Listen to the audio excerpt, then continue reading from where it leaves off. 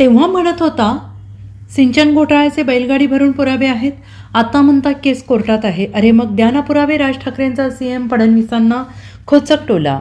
देवेंद्र फडणवीस यांनी ठाकरे बंधूंच्या युतीला करप्शन आणि कन्फ्युजनची युती म्हटल्यानंतर मनसे अध्यक्ष राज ठाकरे यांनी जोरदार पलटवार केला आहे. खासदार संजय राऊत आणि महेश मांजरेकर यांनी घेतलेल्या राज आणि उद्धव ठाकरे यांच्या संयुक्त मुलाखतीमध्ये राज यांनी सिंचन घोटाळ्यावरून फडणवीसांवर हल्ला चढवला आहे.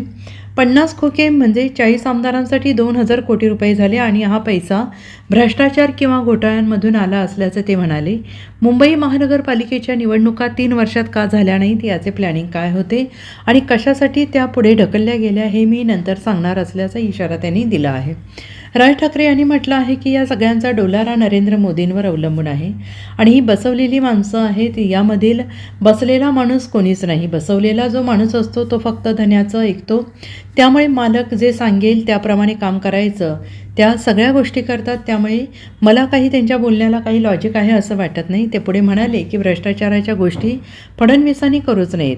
ते सिंचन घोटाळ्यात बैलगाडीभर पुरावे आम्हाला देणार म्हणत होते. आता म्हणतात की कोर्टात केस चालू आहे. अरे मग द्या ना ते पुरावे.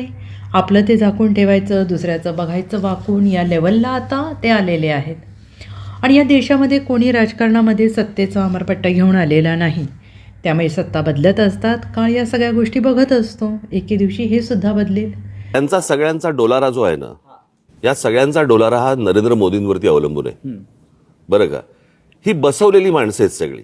ह्यातला बसलेला माणूस कोणीच नाहीये.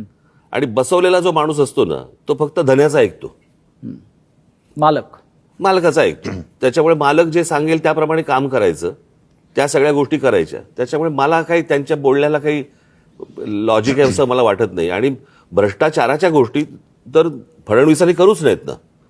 ते बैलगाडी घेऊन गेले होते नाही का अजित पवारांच्या बाबतीत.